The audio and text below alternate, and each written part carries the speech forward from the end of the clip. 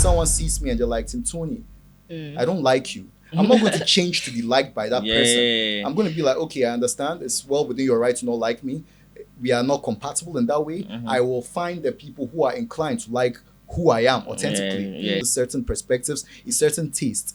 Some people don't like it, some people like it. And I'm trying to find the people who like it. While we're on sets, I am open to suggestions from anybody. But when someone gives a suggestion that I don't think works, if I see it doesn't work, I haven't had a case where someone's taken it personally. Although, like, I've had certain instances where, like, people have taken things personally, but not with the current group of people you are working with. Like, we have actually not gone that far with it. So with the music, with the movie industry, more definitely, if the music no enter class 1, then the music will be KG. But people don't like it, you're still going to share. No, I mean, a thing cannot be for everybody. No, when I make work, it's not for everybody. Of course. When I make work, I'm making it for the people who are inclined to enjoy it. I understand that some people will not like it. I am not going to try to convert the people who are not inclined to like it. You can make Netflix standard movies. You can make movies like Straw. I can make better than Straw. No, it's not about it being overhyped. Like, I feel like I can make better than Straw. Really?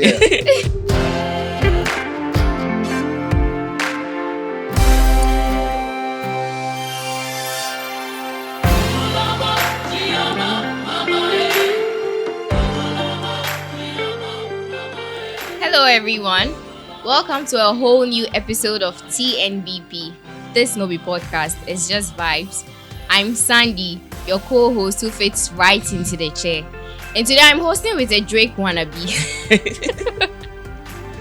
My God. I don't know why I get this thing a lot, just because like I'm an OVOV. Everybody just okay. No worries. So it's your boy MJ Carter. And today, TNBP, I kind of like happen to host. And we have in the studio with us one of the finest creative. Like when I say creative, like it's like Kendrick kind of creative, right? Like Drake kind of creative. Like God wanted to like shoot videos and like said, okay, let me count down and then shoot it. But he came in the form of Dir.Timtooni here in the building. Yeah, so Timtooni is one of the creative minds of like videography when it comes to like in the Tamale settings. Look for in fact like West Africa, and I'm not even capping. Shoots like good movies, good music videos, and basically everything. He can even shoot your destiny. Hello Timtooni, how you doing? Thank you so much. I'm doing very well. Thank you for having me. You're welcome in the studio. So team, we might be roasting you and your other filmmakers. I hope you have a thick skin. Please go easy on me. I'm fragile, right? Bless. All right, So we are cooking. Sandra, what are you talking about? Team, we're going to talk about why the relationships you sell to us in movies or in films are different from the relationships we experience in real life. Yeah, that's a nice one. Why do you think the relationships you sell to us in films are different from the ones we experience in real life? No, I think it's just more like when people go to watch movies, they are looking for an escape from their regular lives. Okay. So if they go to the movies and they see exactly what they experience in their real lives, it does not feel like much of an escape, right? So we need heightened drama, you know? Yeah. So moving away from even romance, like the reason why people go and watch action films with their explosions and all of that, like films are supposed to give us spectacle, larger than life drama, right? Yeah. So to some extent, if you're presenting romance in a film, it sort of needs to have very intense highs and very low lows, right? That's how you leave the film and feel like, damn, I've had an experience. But then it's very misleading because like I watch a lot of these romantic movies and then people are I look at my love life and it's nothing like that. Yeah, you see movies where like there's this guy who just like rushed with his car with this girl like in the rain and then they are kissing and like oh god, I can't even do that. Kata will catch me before I leave house. Yeah, so like those kind of things, like don't you feel like that's actually shape like our modern way, the way we love people? Definitely. I think whatever it is that we consume, would somewhat influence us in terms of our expectations. Especially, if you're a kid and you're watching these films, you haven't really had any real life experiences, right? Yeah. So growing up, you don't really know what it's like to fall in love. Or maybe you have felt some of these feelings, but you've not actually had the opportunity to live them, right? Till maybe you become an adult. So you become an adult, and I think it gives you certain expectations, right? But I think films just being what they are, like they are stories, right? And the point of a story is to sort of condense an experience, like a full journey. Yeah. Like character's journey or experience. And then have you, the audience, feel like you have walked in the shoes of the character. So, like in a movie, you are seeing maybe the most intense or most important day in a character's life. So your life, you have very few of those, right? Yeah, that makes sense. So to some extent, the film has to be intense like that. It needs to be an event in the same way like the big events of your life are. Happen, okay. But also, I would say that it is not entirely true that we don't experience intensities in our romance or love lives like that. Maybe on the regular, maybe like 90% of the experience is regular, but you might meet that one person or have that one experience that is intensely dramatic. Really? Yeah, you've never had like any intensely dramatic like experience in your love life? Nah. Are you sure? Nah. Okay. I've like my favorite movie is like Everything. Like that's like a very, very good movie. And I've always wanted to like experience something like that, have somebody that like really loves you to that extent, like with the way the characters in the movie express love. But you don't get that. You don't like you don't experience that. So it kind of makes you feel like, okay, maybe most of the things you just see in the movies are not real. Yeah, in as much as like it's an escape. It is you trying to like fantasize, something. It should also like feel like real life too as well. Yeah. Again, which is why I said like films give you the extremes, right? So if it's like positive, it's going to be like an ideal. Now me, I'm sort of an optimist. I believe some of these ideals exist in the world, but they are rare. Yeah. You need to sort of look very hard to find them. What is it with like struggle, love?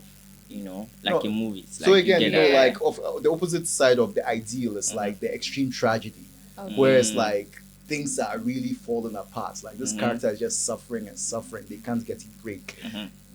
But sometimes we want to say these things are over exaggerated. But like sometimes you just got to go on Twitter and see people posting their relationship stories. And yeah, like it's like this West and Nigerian movies we watch. This is intense drama, right? Like people's spouses cheating on them. Yeah.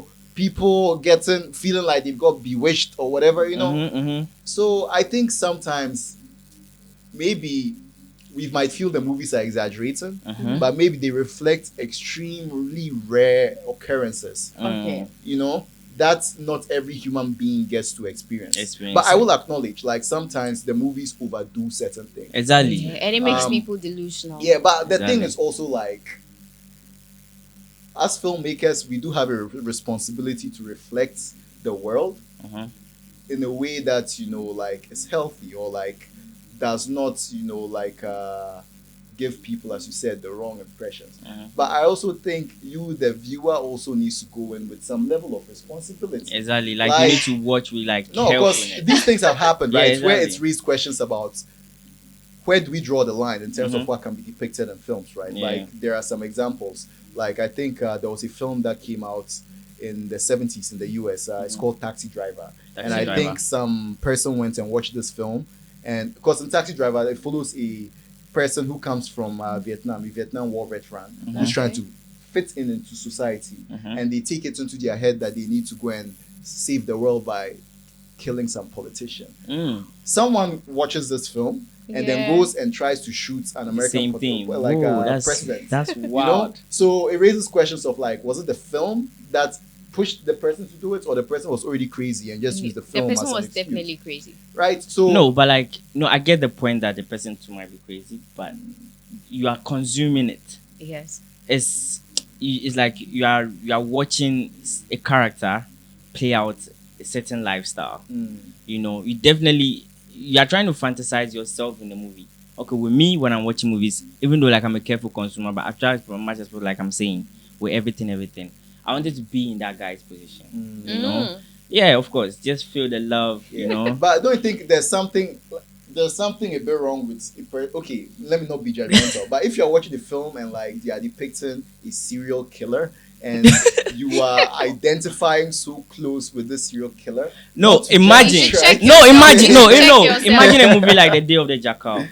Everybody was just rooting for the guy, but he was killing people. Like, I get it, right? But again, we need to look at films are not usually literal. Exactly. Like they present certain ideas with metaphors and symbols. I would cite some of the like popular stories in our scriptures, the parables that Jesus tells. That's what the parable of the sower. He's not really talking about seeds he's talking about people and their relationship with God, right? Or the story of the prodigal son. You know, he's using certain relatable scenarios to have you understand or ponder. Like when he tells a story, he explains how you go and think on it and you see how it fits into your life. So if you look at what Day of the Jackal, which presents story of like this assassin going on like on missions and doing these extreme things to like do his work. I think maybe you could look at it and be like, maybe the value you could take from it is like just, you know, like persistence and innovation and creativity and solving problems with DIY solutions, right? Persistence in killing people. It's not like you take it literally and be like, okay. No, I think it's not like about like persistence in killing people. When you just take that part out, the guy was just so determined. You get me? I mean, the thing is, right, you can learn there's a serial killer somewhere learning that from him. Yeah, but of course, the thing is, right, everything in the world is related, right? Like, you can look at, see the way the serial killer is going about doing his thing in the movie, and you can be like, okay, how can I learn some values from this to apply to my work? Like, in the same way, like, I'm like maybe watching some chef cook and like he's serving and people are eating, like, hey, how can I make movies that people would watch and feel like that, right? You learn, you take the lesson from that scenario and then see how it applies in your scenario, right? But if you are just chewing and pouring without transforming, come on, yo. That's what I'm saying. Us audiences have to be responsible and use our sense. Let's talk about like the Tamale industry, you know, where we are currently, where you actually like showcasing your work. Do you feel like with our movie industry, exactly, like I would just say based on the fact that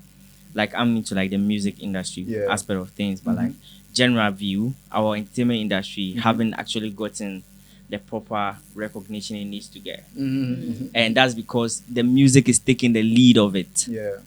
You know, the music is taking the lead of it, and the music is not even there yet. It's not there. Like we just have like 2 guys who have actually made it like that far. You know, like in the Ghana scenes. No, don't get me wrong. Kina Yusoba is there. Wiala is there. Like those people go international. When you talk about like Atongo Zimba, those people go international. But like I mean, with the secular music, the modern music, you know, we have actually not gone that far with it. So with the music, with the movie industry, more definitely, if the music no enter class 1, then the music will be KG. Yeah, but it doesn't have to be that way. Like I mean, there are certain like ecosystems or like spaces that but what do you think the movie industry ends up being maybe more mature or more popular amongst the people than the music industry. But in Tamale, it is true that the music industry is more mature and connecting with the people in deeper ways than maybe the movie industry, right? Because you know, you hear people talking about Fadlan's album, Rich album, Tani Sadik's EP, you know, there's a lot of really interesting work going on.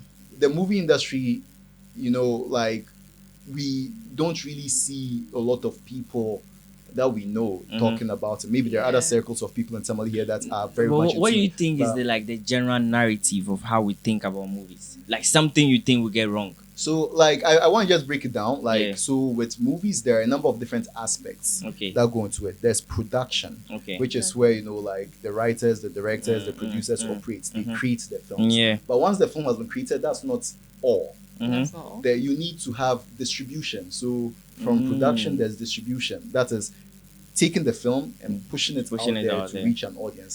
Then there's exhibition, which can be cinemas, which can be DVDs, Blu-ray, which can also be, streaming, right? So these are the different aspects. Now, an industry needs to be strong in all these three aspects for it to mature. The same way that music, which you are more familiar with, okay, if you make the dope album and there's no one to help push it out and no one to listen to it, then it's not really a mature industry, right? I think with our music industry, we are at a point where the production is elevating. Like I'm listening to Fadlan's album, I'm a Problem, or Rich Kid's album from last year, right? And really good. I'm also listening to Black Sherif's album.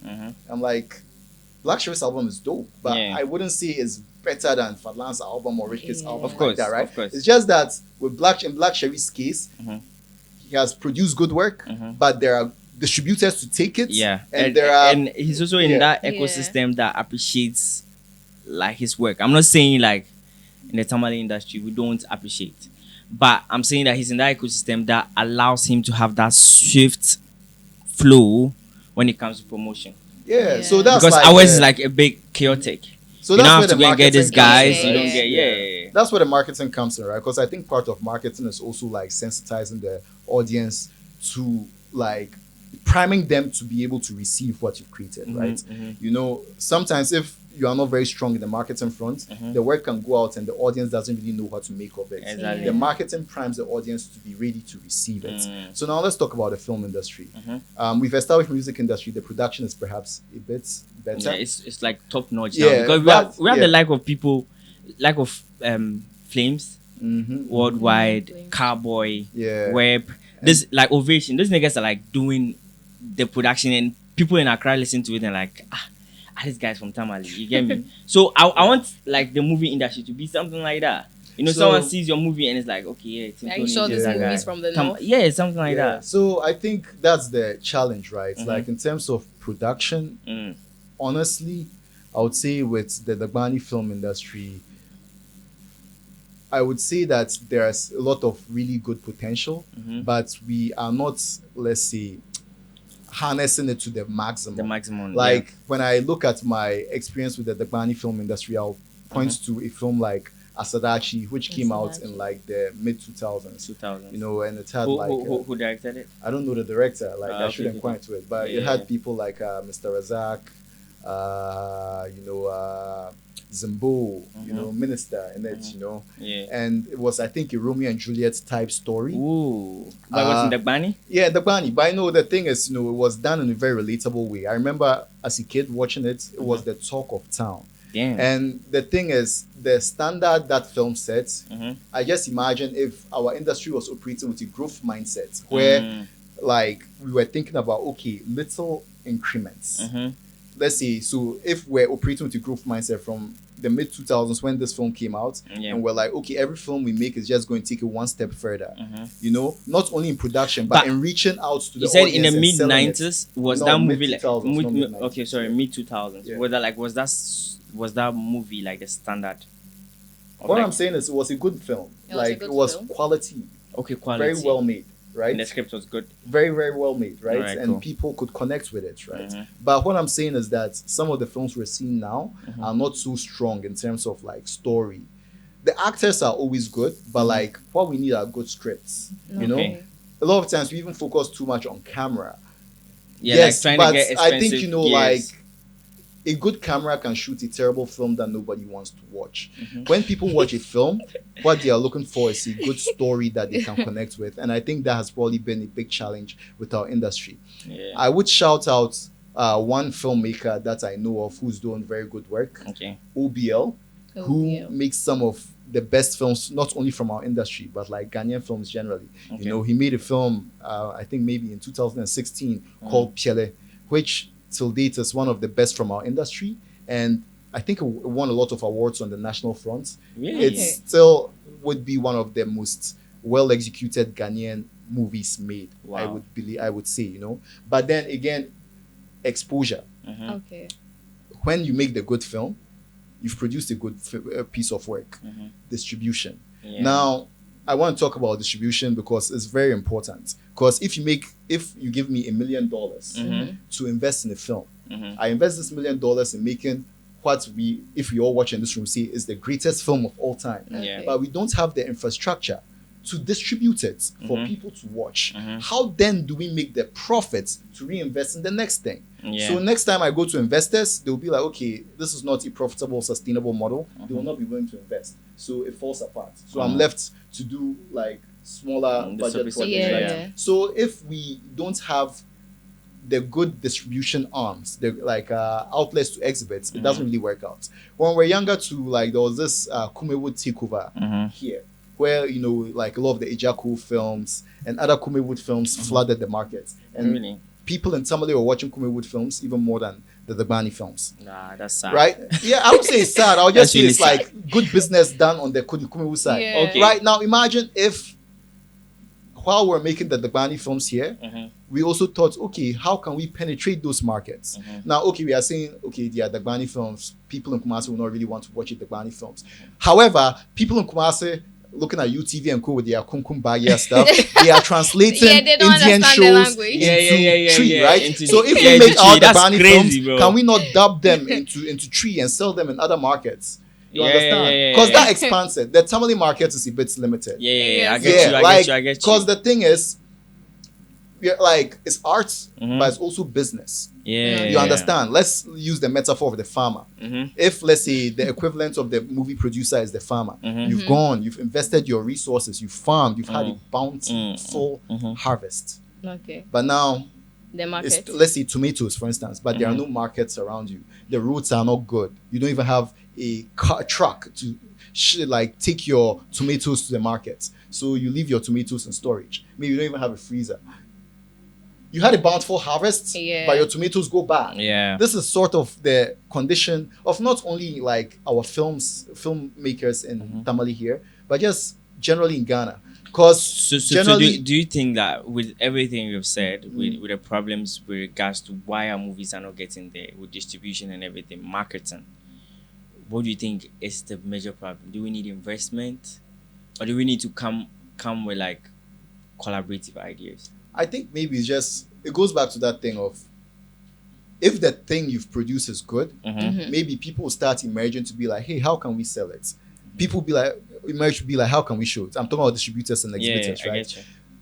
Recently, Okay, so are you trying to say the work we produce here is our not good scripts enough? are not that good generally in Ghanaian films. Like I'll see this. Yeah. Do you mean Ghanaian No, Ghanaian films generally. Okay, so no, I- why do Ghanaians keep saying they don't watch Ghanaian films? That's the thing that Ghanaians keep saying. I don't watch Ghanaian films. Yet we are watching films from other parts of the world. Yeah. I get guys like Roma and Co, like they don't really watch like Ghanaian movies. Yeah, no, like recently I saw that there were a number of interviews that a certain film critic, Tonya Sankuma, was making commentary on. I think Shirley from Pomanso was on an interview talking about how she just released the film. Nobody is talking about her film. Yeah. Yes, Ghanaians are talking about the Tyler Tyler Perry Perry's. film Straw.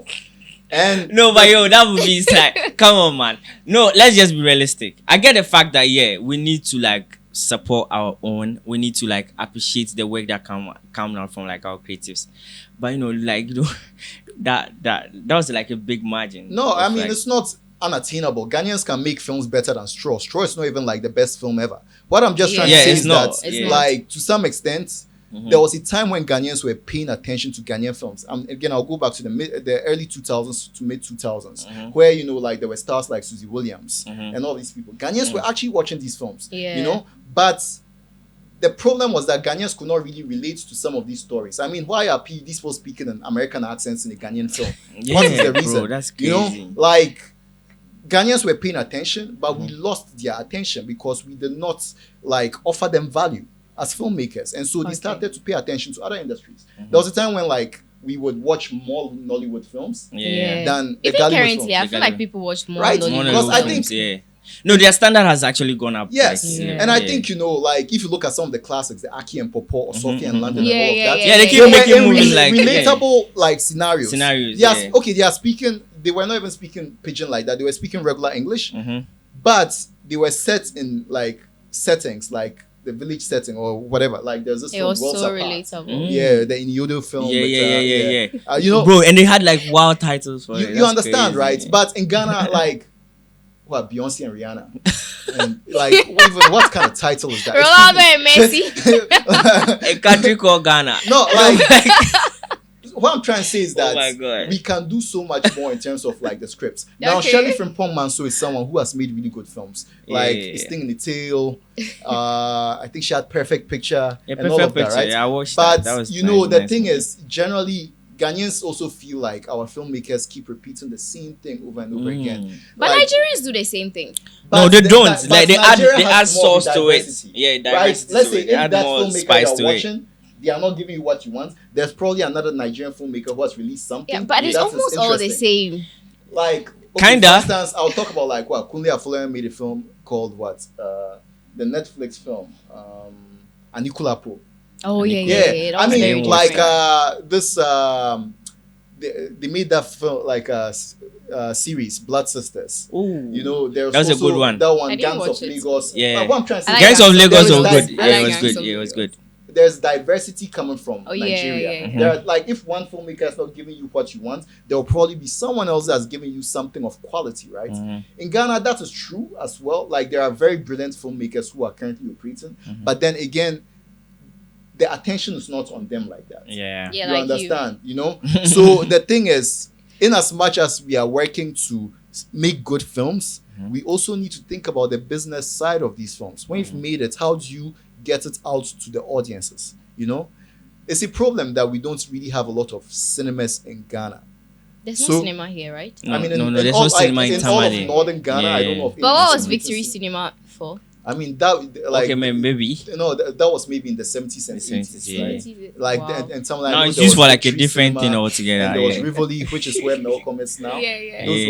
Those were cinemas, but I think they all died as a result of the curfews that were in place during the Rawlings regime, right? So they went out of Yeah, business. people and never people really stop like going revived. out for like Right now, cinemas. it's only the Silverbird cinemas, and I don't know, there are a couple in Kumasi as well, right? So when a Ghanaian film producer makes a film, they now have to rent a location, rent chairs, get projector, get a screen, go and show their film, and then they go That's to the another next place cost. and do it. But now you consider, say, a filmmaker in the US, which has over 5,000 cinemas operating, right? A filmmaker makes their film. If it's good, a distributor takes it and they push it to In a the number of cinemas. cinemas. Okay. And when it's in those cinemas, say it's in the cinema for a month or say 2 weeks, every day while it's in cinema, it's playing not once, but 2 or 3 times. Okay. Monday to Sunday or Saturday if they are not operating on Sunday. So audiences can go in small numbers over the course of a period of time. Whereas here, the model we have, because you don't have a lot of operating cinemas, you are looking at it as I'm doing one premiere. I need to make it as Yeah. big as possible. You see, with the American model, you can get 50 people every day, and cumulatively, you get get- 1,000 people, 5,000 people, 100,000 people. Okay, 5,000 screens. Imagine your film is showing in all 5,000 screens. You are able to get 1 million, 2 million people watching. That is how, when you look at the box office returns of American films, a film is making $300 million. $300 A film, yeah. Yeah, it don't Ryan make Coogler's film, Yeah. Sinners, came out. That was in April, I think. Yeah, and that's it's already earned amassed a over lot $300 amount. million. Yeah. Wow.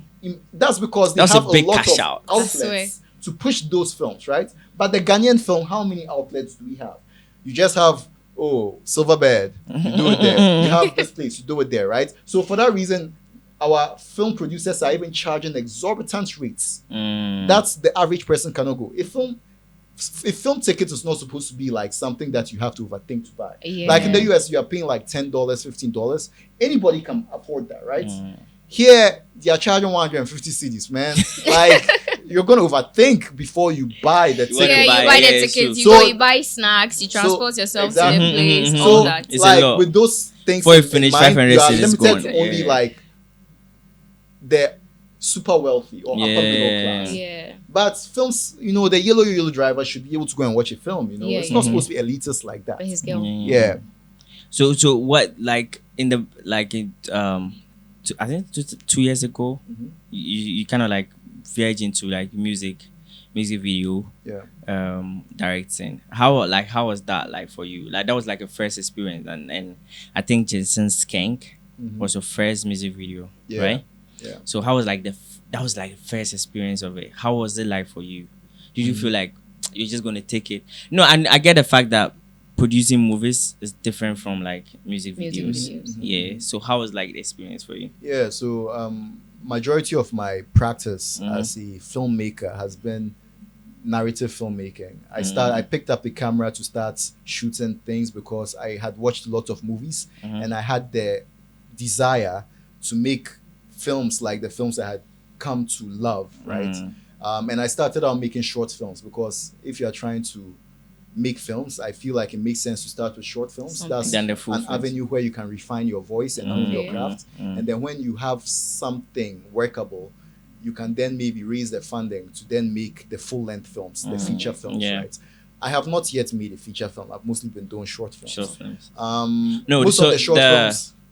Northside was what? It's a web series. But I didn't write and direct it. I was an editor on it. That was a series.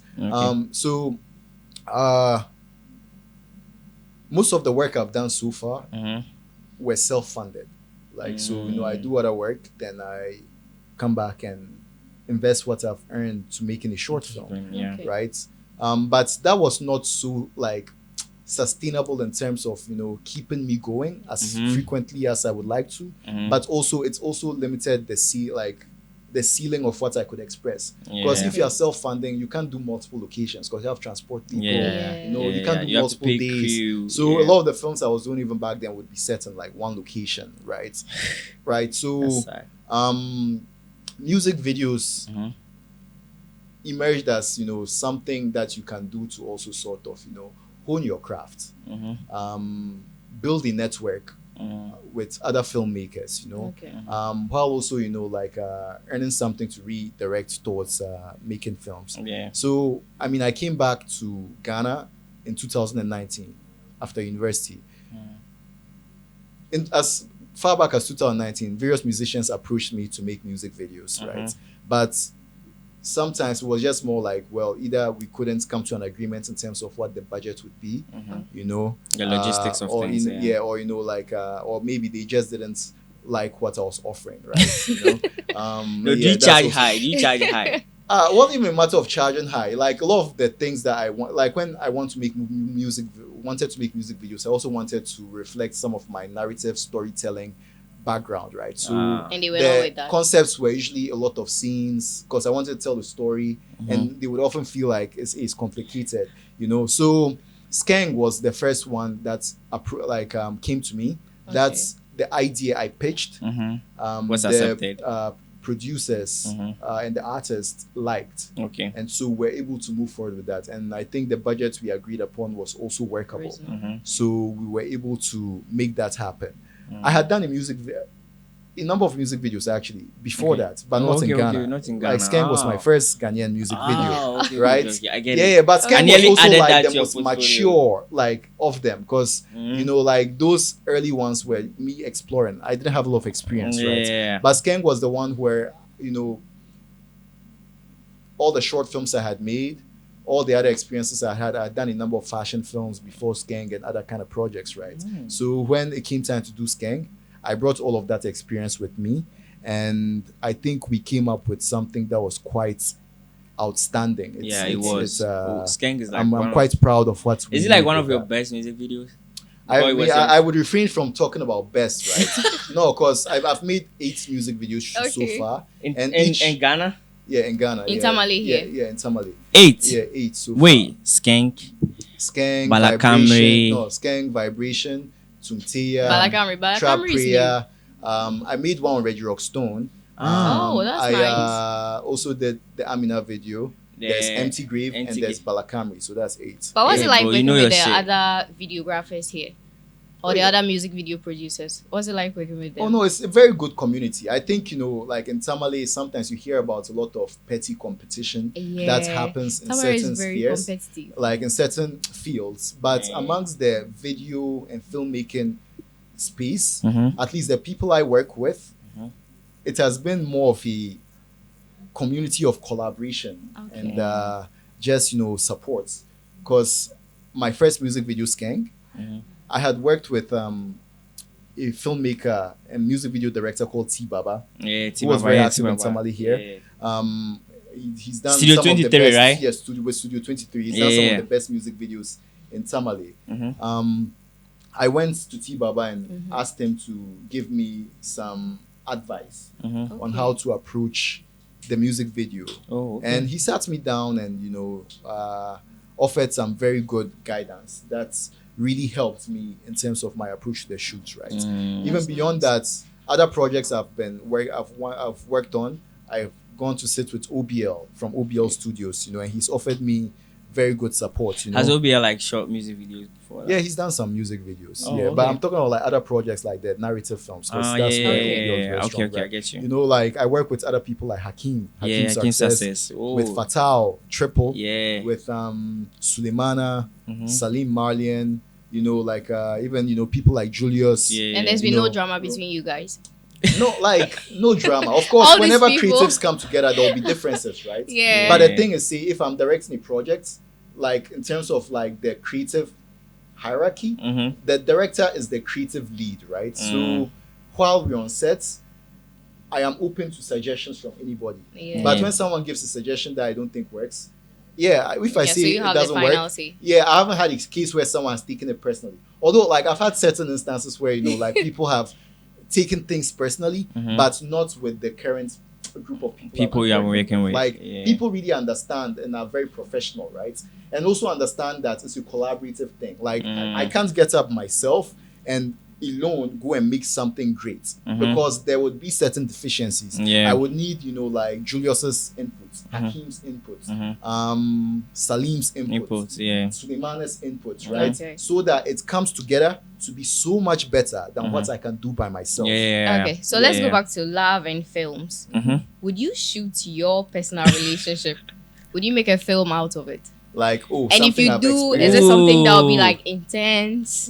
Something catch us? Like something inspired by my personal experiences? And like your love life. Not something love inspired. I mean, but like, I think all artists put themselves into their work, right? Like sometimes there's they talk about I came upon what, so like the barrel? Did you put yourself like in the barrel?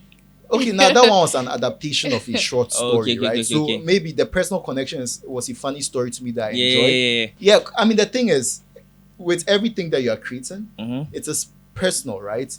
Because it's either maybe you are drawing from personal experiences or you are drawing from something that's personally you enjoy or connects with you, right?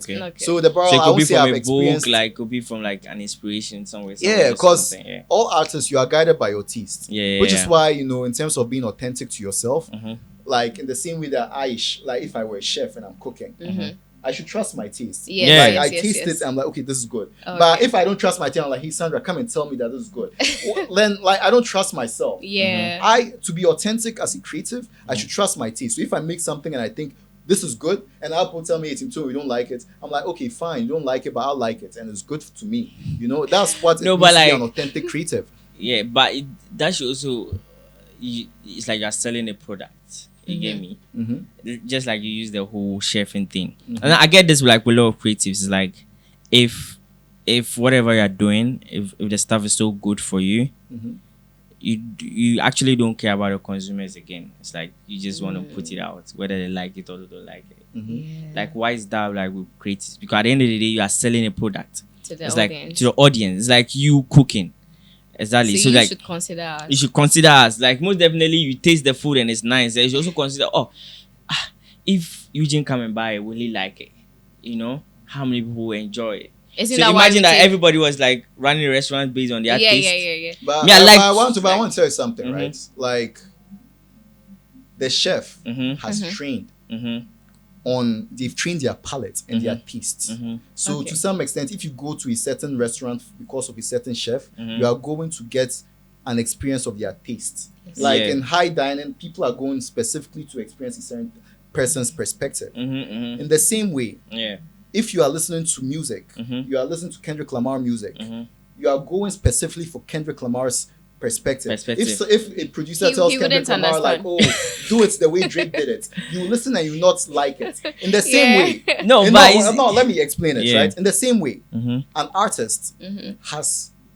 Like they should be a student of their like field. Their field, of course, most definitely. Extent, right? So to some extent, if they like the thing, someone will like it, or some people like it. Like a chef who has trained their palates, they are not going to make something that people will be like, "Oh, this is bad." Do you understand? Like what I'm trying to say is like, it's if they are not a very good cook. Like there are bad cooks, right? Now, you might not like what that chef is offering, and that's fine, but it is authentic to the chef. What I believe is that what is personal can be universal. All of us, all of us have personal experiences. We all have aspirations to triumph, to win. We've all like had losses. An artist is drawing from all of these experiences to create their art. So if I am looking at, okay, this person did it this way, let me make it more like this, I am losing that authenticity. But if you are selling out to people, you should consider them. It's like music. But to say that you are like considering your taste does not mean you are disregarding other people's like. No, like so no. So like in your take, what you said was like, if it's good and people don't like it, you're still going to share. No, it. I mean a thing cannot be for everybody. No, when I make work, it's not for everybody. Of course. When I make work, I'm making it for the people who are inclined to enjoy it. I understand that some people will not like it. I am not going to try to convert the people who are not inclined to like it. Okay. But here's the thing, right? I make the work and I trust my taste. And I trust that if it's good to me, it will be good to some people. So my work now is to find the people that is So you believe so well, like you can make Netflix standard movies. You can make movies like Straw. I can make better than Straw. Yeah. Bro, do you have like something like this Tyler Perry or what? Because no, like, or it's just a movie you don't like. Yeah, it's just a movie you don't like. Or it's just because it was overhyped. No, it's not about it being overhyped. Like, I feel like I can make better than Straw. Yeah. Really? Yeah. Yeah, so like with movies like that, yeah. I'll much rather like you compare it like like a dope film. I mentioned Sinners. It's a dope one. Yeah, Sinners. Oh, Sinners is doper than Straw. Yeah, it's a dope one. Yeah, it's really way better than Straw. Yeah. Did you watch Straw? Yeah, I did. No, it wasn't like overly hyped like the way the emotional like drama. No. I didn't. Rendered it useless. Okay, so you say her daughter died the day before. So all that suffering that she went through was just for nothing. If it was that her daughter had died in the hands of Child Protective Services, it gives it a bigger punch. But no. I think the end of it. It's about the mental. Yeah, it was just about the mental. It's more about her mental state. Mental health. But it takes away from it. Like, and it wasn't even executed well because some people left it very confused. Did the daughter die at birth? Did the daughter die the day before? Did the daughter die in the present time? So it wasn't well executed. Yeah. No, but like, Tim, as a filmmaker, you could like eventually tell that the daughter died before the beginning of the film. What I'm trying to say is that it wasn't well executed. Like for like a common person to understand. It was not well executed. Like if you go and read on forums, people have questions about that. It's like man, that's crazy. No. What I'm trying to say is like it's not the best example. Like, like it's not something that I'm looking at as the standard for what I aspire to. I have other standards that I'm aspiring to. I'm saying like I can't be going by other people's taste. I go by my taste because I trust my taste. So right now you're sounding like this guy, Aisha. This thing, hitmaker of Grind. Oh, Aisha. Yes. Bro, that guy is so confident. I remember when he came back and he released his album. They were like, why is he not promoting it? Why is he not trying to go viral like other artists? And this man responded and he was like, he's not taking his time to make good music just to go viral. He's going to release a good music, and whether people listen to it or not, there are people who appreciate the art he put in there. But I disagree that you shouldn't promote your work, right? I mean, currently, I have a film coming out on Saturday. Tell us about it. Tell us above and beyond. Doing my best to promote that. Tell us about it. Yeah, because like every day I'm releasing videos on it. I mean, and that's like a good promotion it's not enough skill. That you make good work. You have to be the biggest advocate for it. Okay. Which is why again I'm saying I trust my taste. If I I make work that I believe is good, I am going to yell at the top of all the hills to be like, hey, come and watch my work. And of course, if some people watch it, some people might like it, some people might not like it. And that is fine, right? Like, I love myself. The version of me I'm presenting to the world is something that I think is beautiful. But I also have to be authentic in the world. If I go out and someone sees me and they're like, Timtooni, I don't like you. I'm not going to change to be liked by that person. I'm going to be like, okay, I understand. It's well within your right to not like me. We are not compatible in that way. I will find the people who are inclined to like who I am authentically. In the same way, I believe the work that I put out should be of me in that way. It should be authentic. It should be rooted in certain experiences, certain perspectives, a certain taste. And some people don't like it, some people like it, and I'm trying to find the people who like it. So is Aisha and Muzamil rooted in some personal experience? Oh yeah, a lot. I have a lot of, like, when I was writing the script, I drew from a lot of personal experiences. I also was inspired by certain stories that I gravitated towards, right? So it was just more like a writing experiment to see how I can take these experiences and these story forms that were very influential in the process and put it together and tell a story in a film set in Tamale and see how that plays out. You know?